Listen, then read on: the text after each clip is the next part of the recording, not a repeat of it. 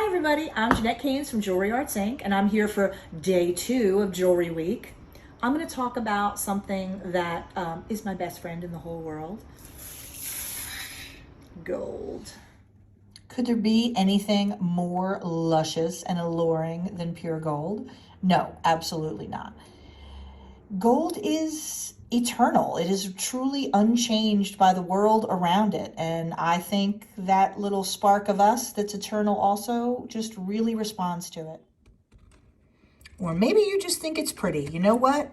Whatever it is, there is no denying the fact that gold appeals to us on a really deep level that honestly, I'm not sure I could truly adequately explain with words.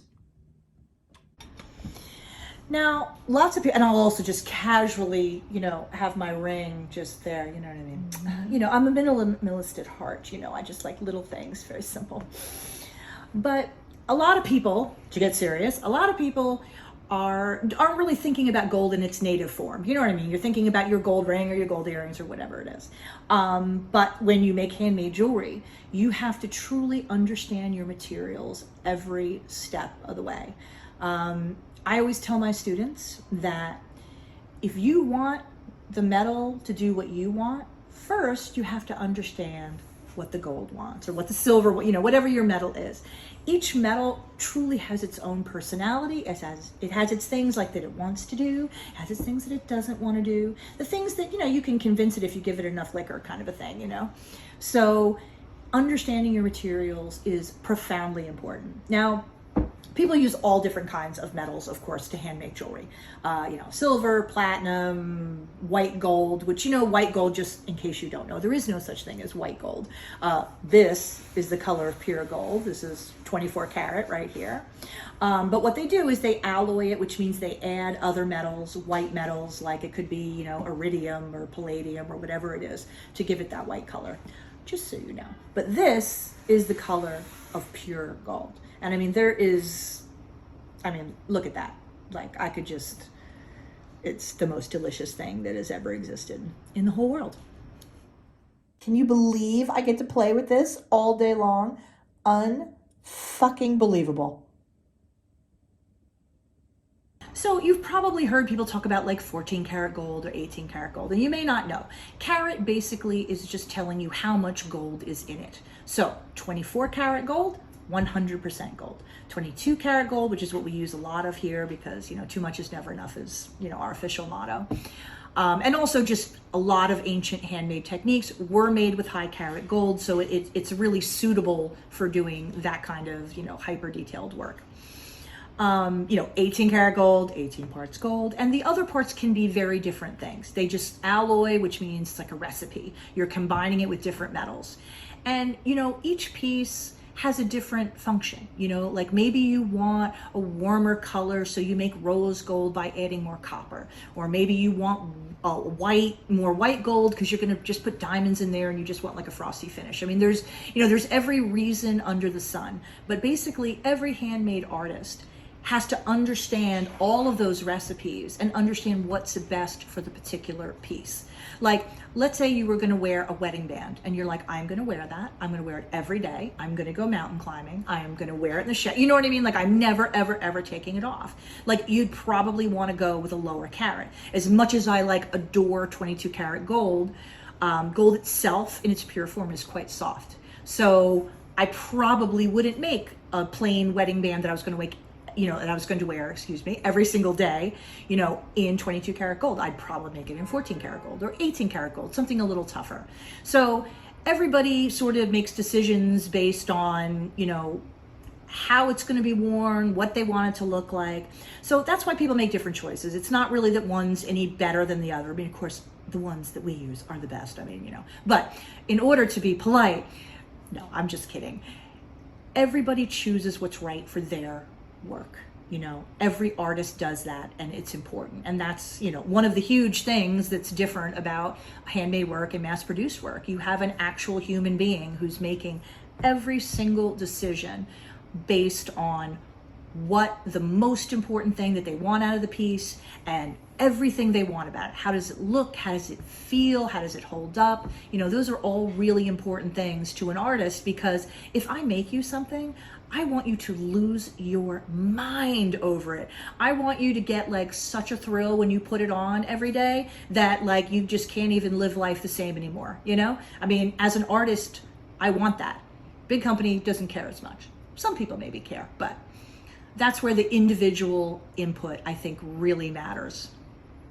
So why is gold so special? Why is it so valuable? Why does everybody want it? Well, you know, short answer, it's pretty, but really, the fact of the matter is gold is extraterrestrial. It does not come from this earth. Gold is only produced when two celestial bodies, like two stars, collide. It takes a huge event like that to create gold. Even though I know all that, and I tell that to you, and like I get like, it's like, oh, I got goosebumps.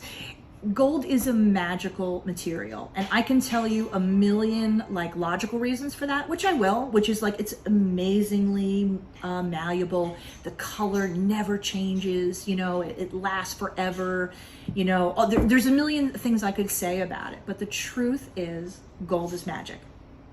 It is a magical thing. If I'm having a bad day, I can literally, like a goblin, like feel my gold, and it makes me very happy.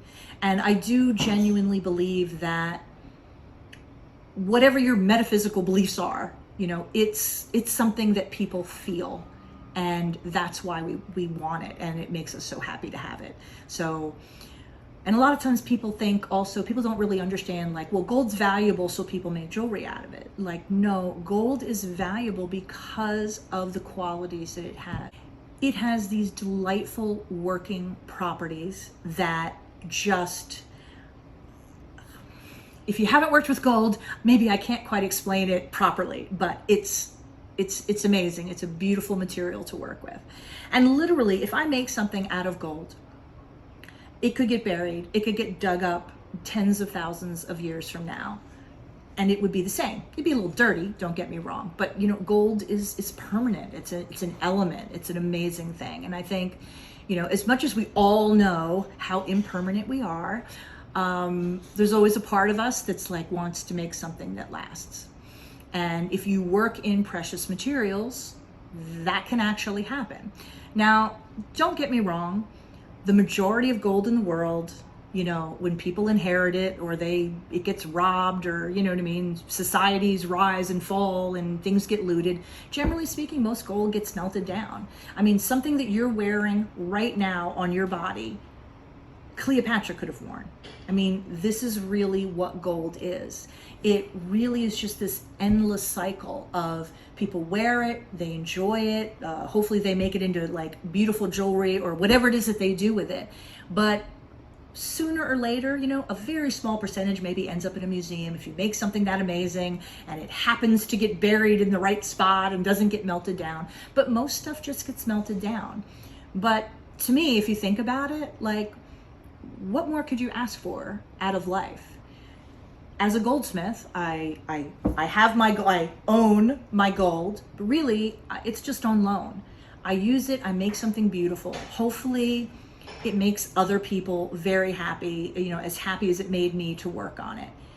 And in the end, maybe it just gets melted down, and then another goldsmith gets to contribute their creativity and their love and make somebody else happy. And that cycle just goes on and on. And to me, that's like, if that's not a metaphor for the best you can hope for out of your soul, I don't know what is. So speaking of alloys, here's two of my current favorites that we've been developing to sell in our studio: apricot and rose. These are both 22 karat gold, so high carat gold, but like you can see, oh, the gorgeous color. I mean, and this is a nice sheet of silver, so you see the contrast.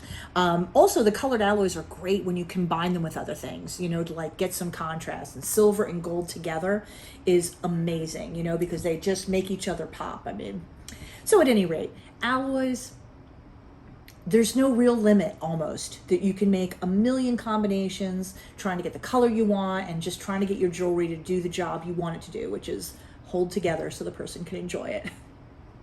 Okay. So since we're on the topic of gold, I think it's important to talk about things like recycled gold, green gold, sustainability, right? That's a really huge issue that, it's important for our planet, it's important for us. But my apprentice Alexis and I were just laughing about that. I'm a teacher and therefore I am a truth teller. So that's what I'm going to tell you is the truth. The thing is that like there's only two kinds of gold or silver or whatever metal you're talking about in the world, right? There's metal that you have literally just dug up from a mine, or there's recycled gold. Like I was saying before, gold is found and melted down and reused, and that's been happening since the beginning of the world, since the beginning of time. So although it's true to say it's recycled, that's a fact, I do think that sort of indicates it's a little bit of a greener thing than it really is. Gold has always been recycled. And the truth is, to refine gold or recycle gold, they use really strong things like hydrochloric acid and nitric acid and all kinds of things that are really not good for the planet and not easy to dispose of safely. So, is recycled gold a little better for the earth than freshly mined gold? Okay, but not as much as you might think. Again, I'm not here to break anybody's heart because I want you to know the real state of the industry. We have a long way to go. These problems have not been solved. Like people will talk about like, well, we want to support like artisan miners, like small mining operations. The truth is that small mining operations depend heavily on the use of mercury to separate the gold out from, all the other stuff. So that's not really the answer either. The answer really, I think, is through science. When they find a better, safer for the earth alternative, things like mercury, that's going to be a huge turning point for the planet. Because, mercury is very heavy. It gets into the ground, gets into the groundwater, and the rain, and you know what I'm saying? It goes through the whole ecosystem. So I think it's important to care about recycling and green and sustainability, but I do think that a lot of the branding out there might lead consumers to think that things are better than they are.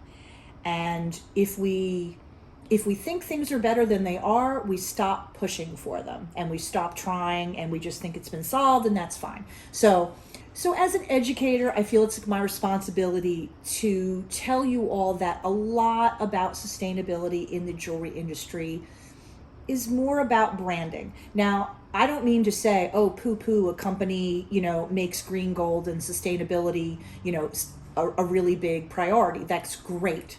But just know that it has limitations, okay? So precious metals are really important, obviously, to the jewelry industry. And just remember, we don't just use them because they're beautiful, although being beautiful is, very important.